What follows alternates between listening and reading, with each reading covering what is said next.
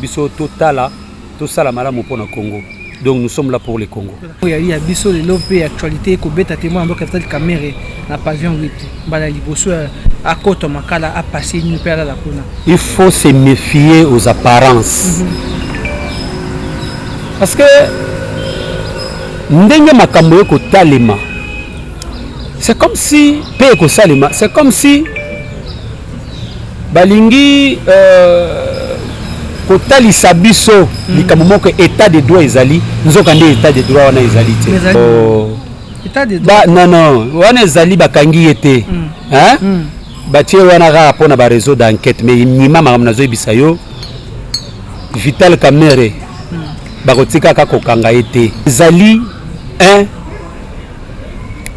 soit ezali conflit entre cash na FCC. Vous savez que V.Kamerhe c'est un félin. C'est un félin. Deuxième des choses, c'est pour que va vendre que non en République démocratique du Congo, n'est-ce pas? L'état de droit ezali talandenge otukoloba un directeur ya cabinet chef de l'état bakangiye. Pas une négomukeba ya utaki. Donc négomukeba bimi hier remplacer négomukeba. Omoni mokili mokili masaka la note. Pour que tous sakana na bango malam. Bato ya FCC Keba, ce sont des gens qui sont d'abord expérimentés en matière ya gestion. Tozali pena na état de droit. Te soki tozali na état de droit. Baba na motali bosa ko kanga kabila te. Coronavirus.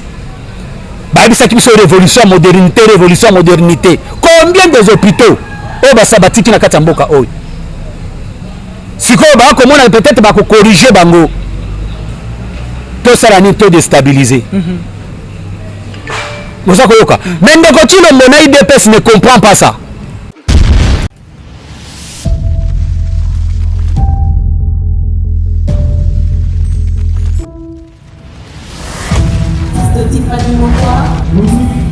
Let's go.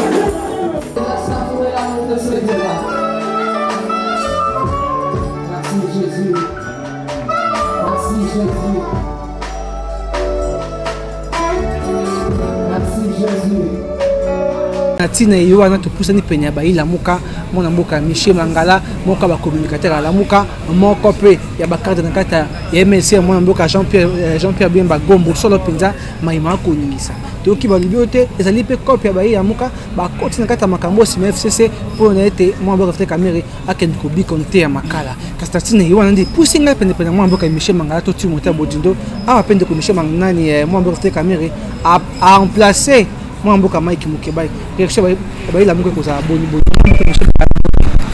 mbote ndeko Sylvain mbote na ba oyo ba kozwali baku ya kolanda biso na pesi bango mbote Congo eza ya biso esengi na biso totala tout ça la malamu pour le Congo. Donc nous sommes là pour le Congo. Nous sommes là pour le Congo. Congo il y a biso le lopé actualité ko beta témoin en V.Kamerhe na pavillon 8. Bala liboso à Koto Makala a passé une période la kuna. Ndeko Sylvain, au moni likambo yo il faut se méfier aux apparences. Parce que ndenge makambo ko talema. C'est comme si pe ko salema, c'est comme si balingi kotali sabiso likambo que état de droit ezali nzokande état de droit wana ezali te. Ezali yango moni mboka koti makala. Yango na koloba état de droit. Non wana ezali bakangi ete hein batie wana ra pona ba réseau d'enquête mais nyima makamna zo ebisa yo V.Kamerhe bakotika ka kokanga ete elinkoloba bakokanga ka ete wana to beze iro yango na koloba boye yango na ko ebisa yo te bakokanga ka ete bakokanga ka ete pona nini ndeko esengi koyeba ke il y a 3 éléments oyo ezali kosuscite analyse ya baévénement oyo ya yambo ezali soit ezali conflit entre cash na FCC ya mibale ezali soit ezali conflit moko entre INC na UDPS ya misato ezali soit ezali, vous savez que V.Kamerhe c'est un félin c'est un félin, un aliment politique. Bah, c'est la PG Wanati. Pour vendre que image qu'il y a l'état de droit. Pour effacer, n'est-ce pas? Makambo il y a 15 millions, makambo ba funda ki bango. Na ko personne na bandaka na makambo ya suko na bangi. Premièrement, nous sommes des intellectuels, analysons les faits. Hein, toi analyser makambo ndenge ezali. Ndeko journaliste. Soki olingi kotonga ndako. Eso banda kotonga ndako na toiture. Obeba banda kotonga ndako na fondation. Fondation oui. Mais tala makambo ndenge se présenter na justice yango. Ya mboka na biso. Au lieu que ba banda kotuna moto oyo azaki responsable ya coordination. Oko kanga? Mais ba bandi nanu et pas il y a directeur il y a cabinet à chef. Non, laissez. Babani n'a pas ya moto OVD. Ba na moto OVD ba kei makambo ya directeur ya Omida ba makamba bandako yo. Ba maison fabriquée. Na sima ba n'est pas ya Blatner. Tout ça c'était quoi? Tous ces ont apparaître pour sauver, n'est-ce pas? Les concernés. Pour que ba sauver ba concernés. Il fallait que banda wana ba ndenge bakoloba ba ndenge ko préparer ba dossier malamu. Attaque ndé ba tie loboko wana ba ndenge ya ko bimisa ye ba laver ye. Okomona INC tamba ko laver ba ko ganga que non V.Kamerhe abanga justice tosi justice mboka okoyoka makambo wana nyoso ba ko tasa biso 1000 couleurs. Ça c'est la première des choses. Oui.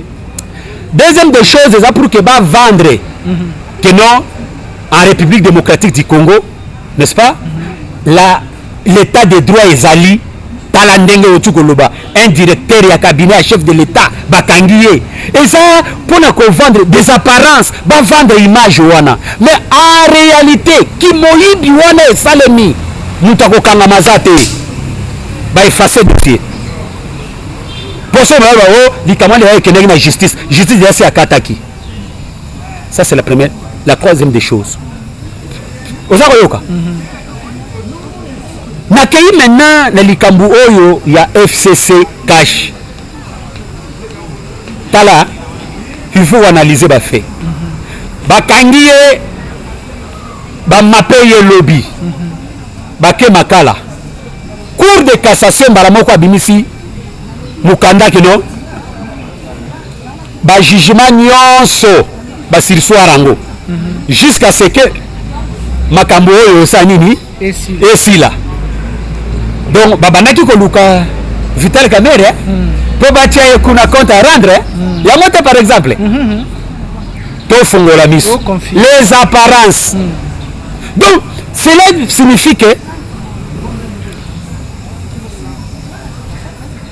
ndenge makambo salemi V.Kamerhe azali directeur ya cabinet ya ndeko Chilombo donc c'est-à-dire basololaki makambo nyonso po ndeko moto yebisanga ke na ndenge basololaki Chilombo asiraki no ya rien ainsi de suite donc boyango bomonaki pe V.Kamerhe tanga yaki kuna jumokolo na cour d'appel ya matete wana azalaki ne serein mais makambo ko baluka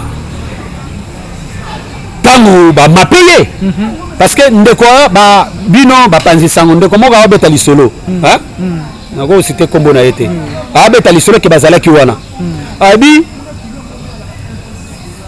zuzi wana asale pe musala ni malamu hein atiki pe V.Kamerhe kokende yezuzi akoti na communication na ebite soki na nani mbala moko babengi ye lisusu V.Kamerhe ba avocat na ye ya V.Kamerhe bayebisi ke mokonzi yo kende biso moko tosala nini to répondre V.Kamerhe te mazaki ya sire po asololaki na mokonzi na ye na banzi aye koya aye nde babi en tout cas esengeli pa ke okende tofandisi yo nano wana okende na kolia vungule olandi yango siko epai ndeko mokeba ya utaki donc ndeko mokeba bimi ye remplace ndeko mokeba ye omoni mokili mokili basaka lango te ndeko bon landa sikoyo tokoti na kati ya likambo wana bo nga na mituni zuzi wana tanga asololaki na nani azwaki ba ordre pa nani toyebi parlement oyo ezali ya Kabila ebele bazuzi bazali wana tendance bo motuna nde yango wana te basololaki na nani bazwaki ordre ya nani po ke bamape est-ce que omoni likambo pete ezali pe moyen ya kodestabiliser ndeko Félix Antoine Tshilombo te boni oh tata l'amateurisme règne kuna na présidence wana l'amateurisme moi moto abandaki kosauve moi moke ezalaki V.Kamerhe mais pour pas avoir ndeko Tshilombo te fallait que ne ba faire terre ne ba vandisa ne wana ti vanda nano moi moke pour que to sakana na bango malamu bato ya FCC Keba ce sont des gens qui sont d'abord expérimentés en matière ya gestion ya gestion bazali pour bayebi mo mais bayebi siko na ndenge ya mabe parce que peuple congolais a ko souffrir bango nde batongi ba immeuble bandako ba mituka mara munyonso ba spécialiste ya ko iba côté kuna mikolo tellement que ezokota malamu te bamoni ke V.Kamerhe na Tshilombo baza ko empêcher bango mamuke to sala mamuke po to tcha bango mamuke na sepo to ba pe ndenge ya kosala te nde ya kobeta mwalo toto vous comprenez yango yo bafandisi mamuke oza koyoka ndeko donc c'est pour dire que ndenge makambo yali kosalema ezali mamuke flou tokoki koloba te ke ya solo justice penza ya kosala mosala na yango tozali pena na état de droit te soki tozali na état de droit babana na moto ya liboso ya kokanga Kabila te naolia bakiti na bamesa ata nya ukondoko namona yo nacha yo na mwamba la minute on a 4 à katikata saga fufu. Oui, alors est-ce que tu bonjour. Boni. Et le côté et puis qu'il y a mon bureau à travailler tes micros. Donc dès que ça on a eu galère na niveau 0. Tout ça là boy. Moi il nazana mbongo vraiment mingité. Mais nazoche la bino moi mukio nazana ngo na agence mongo boy Nazareta. Sarita c'est du sérieux. Oh. Maman, comment est bon donc yo pesa au fouti mbongo kuna partir à poto biso to ya to jibilo. Na bengi ya Scotty. Agence moi ifonga mi comme na Nazareth. Na kufie. Agence lisusu. Naka sa su mulongo kuna. Pour cela susu. Kuna eza mambo mulongo te. Ye si afuti mbongo kuna partir à poto biso tozo ke ko récupérer biloko oli. Ah tika boyeko. Yeso mona makamba bongo na monte. Bat papesi mbongo kuna biloko ke récupérer biloko oli na agence. Ezalaka. Mais yango bandi. Maman, dès qu'il a yebisi ngai, mais na limité, na lingi na mona ki mona beso, poli kamboboye, na monde na ne salamate. Maman, yebisa ngai. Ba pesi mbongo kuna, biso to récupérer biloko kolia awa. Ya solo boutique Nazareta, ezali boutique ou ezali à distribution de produits alimentaires. Ah! Na sali poto sunga, bandeko oyo. Même ba oyo baza na peu de ressources comme la boîte de niveau à Kinshasa même avec un petit rien. Donc à partir à $10, $15. Donc si on a un bon côté, nous devons la porter au sungayo, à ozuka biloko kolia. Eh maman Nazareta nzamba pambola ya bakise mikole belé awa na sena mokili. Et bon awa tozawa poto yeba adresse awa. boutique Nazareth eza esika ya kobunga te toza sur avenue Monkoto numéro 1 direction Elengesa face à face na église catholique Saint-Vincent. Direction Elengesa Monkoto numéro 1 à face à l'église catholique Saint-Vincent d'école. Bon numéro de téléphone, vous avez monté déjà, vous avez on a 3 numéros pour Paris, vous avez un numéro pour la Suisse, vous avez un numéro pour la Suède. Non. Nazareth, nous allons la Congo ici. Julia, nous allons la Kangisa qui a foufou. Il y a modé, il y a un foufou. Oui, pour la Nazareth, tu as un système en bimbi, dans Bongo Shingo. Bon, ok. Vous allez sérieux. Ça, c'est du sérieux. Un peu, wana. Et bon, mais ça va être permanence, ya nini ya. Ndeko, oko bisa malembe. Wewe makamususu, tango yoko mataisa la kamara muté. Bon, oko. Donc, na 12e ri wana. Na permanence wana IDPS. Si baboma ba kombata wana woko makambo ya chebeya to banda kotanga mukamwena sapu to banda kotanga bon où est l'état de droit to bango justice dépôt de mesures to bango bongo donc l'état de droit evanina na kati ya mboka te na kititata evanina na kati ya mboka te. Troisième des choses, nous sommes toujours dans les apparences. V.Kamerhe a fait un saganate. Pour qu'il y ait matisaka à côte, pour qu'il y ait tangisa na mokili mobimba. Que non, réellement au Congo, les choses changent. Mais ça a un scénario. Scénario pena et saleni. Baza lavé que les Cambouana a 15 millions tout à Kizaka Bango. Justice déjà si à Kataki Makambouana. V.Kamerhe azali innocent au état de droit ya solo ezali na kati ya mboka parce que bakangaki directeur ya cabinet po bila nyoso bapanzisa ngo komi kaka yango wana yango au état de droit ya solo bani bakangi directeur ya cabinet omoni manœuvre politique ke bana politique ndeko ke bana politique donc soko kei na boloko kuna omona bato bazali kuna eza bato peut-être ayibaki moi téléphone moi téléphone bakosela ki moi likambo moke ya téléphone bakangi kuna banda kota kuna moto kolandele likambo azali te pour aza kuna basambisaka yo pete Merlin o azaki proche ya Mukebai ako souffrir kuna na boloko asala nini bakanga mokolo nini mokolo ya yenga dimanche o ba service sala te ba bakangi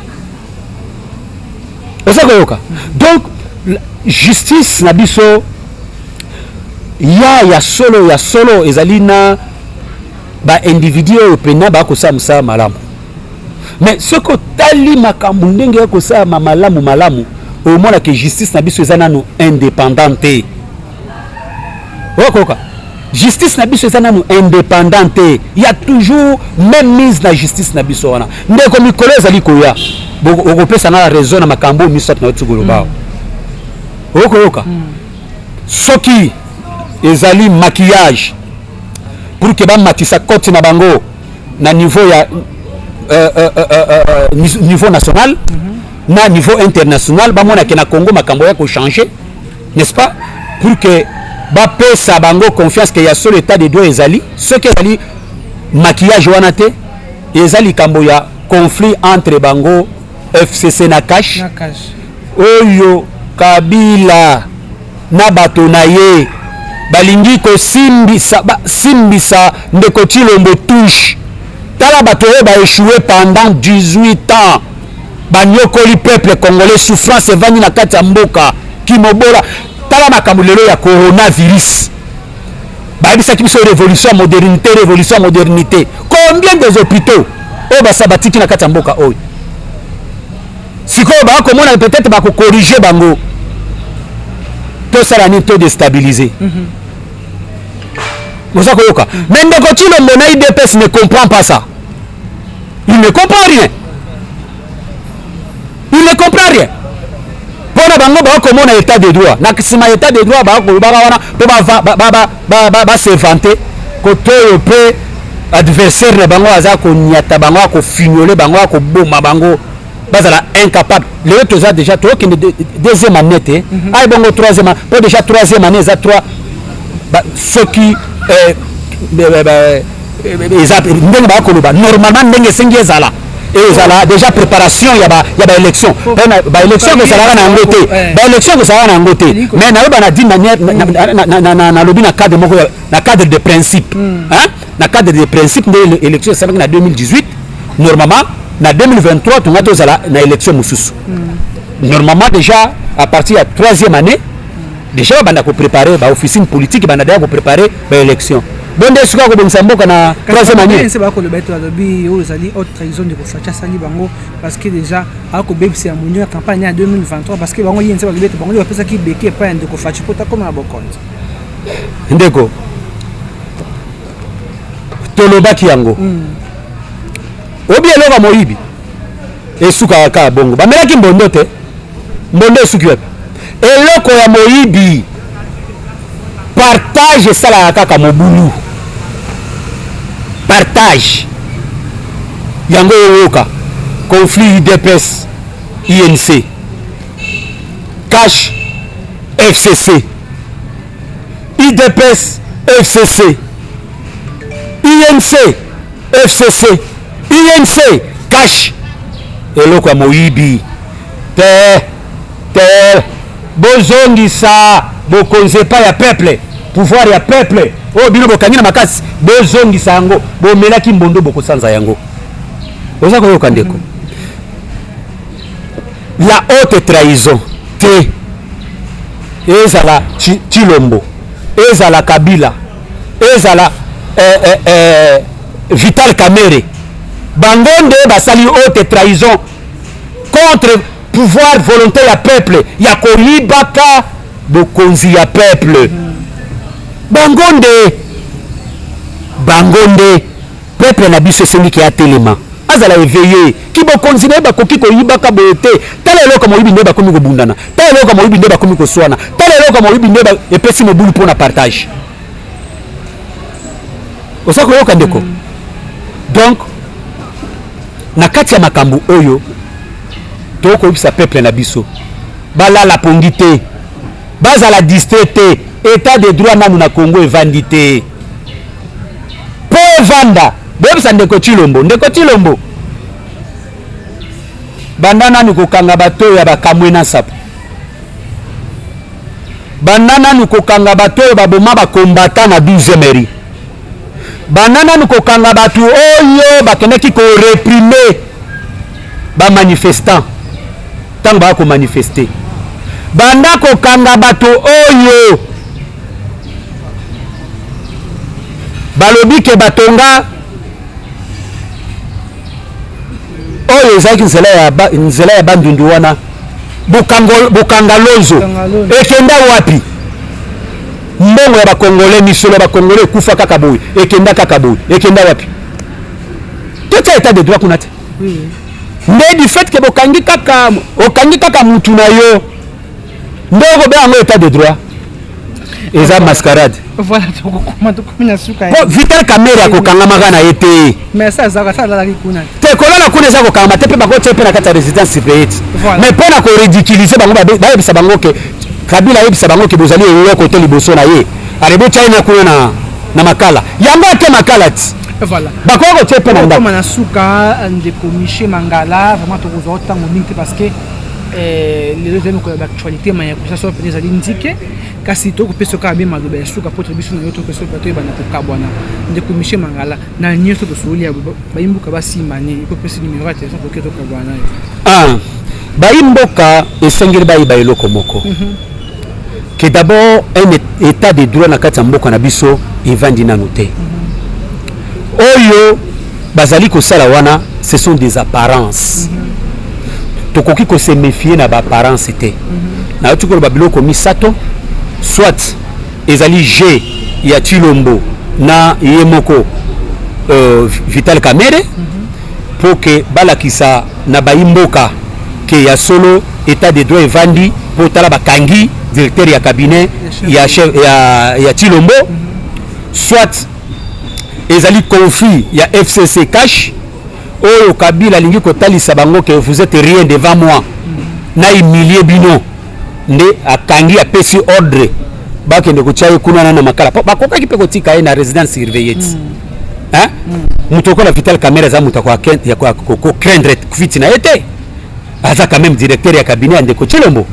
akoaka okende pe ko répondre mais ndeni précipitation basala kande basala ke pa ya Mike Mukebai ayepo aye ba lio ba fundelie balamo bakangi makala. Troisième ezali soit conflit oyo INC na IDPS parce que kobosa na te IDPS abandaki koluka toujours que balongola kaka Vital Kamerhe pour que moto na bango aya wana selo IDPS que Vital Kamerhe azo empêcher bango oyoka. Ça ce sont des trois faits yango biso to kolobake na kati ya makambo oyo peuple congolais ami kwisa te ami tikate état de droit nanu na Congo ekoti nanu te batalisa biso soki état de droit ezali babanda kokangela biso bato ba commettre ba crime na kati ya mboka na biso bato ba assassiner bato ya mboka na biso ezali na bato oyo même la communauté internationale les États-Unis ba sanctionner bango ba généraux bazali wana na bato mususu ba dignitaires ya Kabila mususu bazali wana mais ils sont là, ils sont calmes hein? Bazo tambola na bango n'est-ce pas? Donc bandeko bazala vigilant batika espacité parce que pouvoir ya peuple esengi ke ezonga na maboko ya peuple. Bandeko oyo balingi ko zwabiso na singa singa bako ko zwabiso na piste 243 81 57 94 970 plus 243 81 57 94 970 bako comme la biso même na WhatsApp to solola. Voilà, merci beaucoup Zaki Bongo Ndefo Mangala amoka ba communicateur ya Lamuka puis noka ba 44 MLC ya mambo ka jakobo Magombo landa penza to komi na suka d'accord na lingi koloba boy tant to koloba nous engageons pas MLC hein nous engageons pas MLC na kobenga yo mikolo ezali koya pour que to solo makambo ya éveil populaire wana to kobeta na solo na mozindo news. Shalom peuple de Dieu, que la paix de notre Seigneur Jésus nous comble, parce que tous nous avons besoin de la bénédiction de l'Éternel. C'est la sœur Tiffany Mokoa, la princesse de l'Éternel, la présidente du Parlement céleste, députée Kwanabanda Kunabino. En tout cas, la Bible nous dit, vous connaîtrez la vérité et la vérité vous affranchira. Nouvelles Akaka, tu peux communiquer, information, c'est que les Nazaréens ont moins souci, vraiment souci, mon côté technique. Voilà pourquoi nous vous supplions, nous vous demandons, s'il vous plaît, d'habitude que vous acceptez Rabiso na banda kuna bino ka lolenge tozali. Vraiment to senga na bino na bolinga nkolo, bayo bolinga ka kolanda mingi les Nazaréens. Vraiment bo sunga biso bo s'abonner na les Nazaréens news. Donc neka ke komami wana les Nazaréens news parce que les Nazaréens o ya Kinshasa ne oboye baki liboso ezu un petit problème technique. Donc moi et toko taba vidéo il y a milai isa vraiment pour l'instant. Donc voilà pourquoi na bolinga musalo to sala nango to sala libino les Nazaréens news. Dans les Nazaréens news ndé ya bino les Nazaréens news les zaka les Nazaréens donc ndakwa les Nazaréens okay? Famille les Nazaréens toujours mais news au betka les Nazaréens news ndenge ba komya wana au cliquer na place ba komi s'abonner au s'abonner massivement donc faut s'abonner au epsipe moninga s'abonner au epsipe de quoi s'abonner donc vous s'abonner massivement s'il vous plaît bible ngakolo bible ngala certifié bible ngala princesse de l'Éternel bo sala on pona bolinga nzambe. Je vous aime beaucoup de l'amour de Christ donc je disais tantôt que les Nazaréens ont un petit problème technique. Voilà pourquoi nous vous supplions de s'abonner sur les Nazaréens news. Ces derniers temps nous utilisons beaucoup plus les Nazaréens news parce que les Nazaréens Kinshasa a un petit souci, un petit problème technique. Que le Seigneur nous bénisse, que le Seigneur vous bénisse parce que tous nous avons besoin de la bénédiction de l'Éternel car la Bible nous dit c'est la bénédiction de l'Éternel qui enrichit ne fait suivre d'aucun chagrin. Au moins émission Tali attaque au Tali Donc toujours sous kakana ba minute ba 1 minute 2 minutes 3 minutes parce que moi to ke mula ezate donc ba témoignage Hollande table centre Hollande mission ka ucho Hollande oyo attaque oyo Hollande ya muke oyo donc cliquez lien oyo za na se wana après titrage kazo elandaka wana donc soko moni titrage na se wana omona lien alors cliquez lien wana et remember directement dans les Nazarien news donc cliquez kaka donc au tali attaque omona titrage ezawana parce qu'on a si à titrage wana omona lien final lien wana et remember dans les Nazarien news. Quant à moi, je suis rempli, je suis comblé de joie pour bokozala boko s'abonner ebele ciao.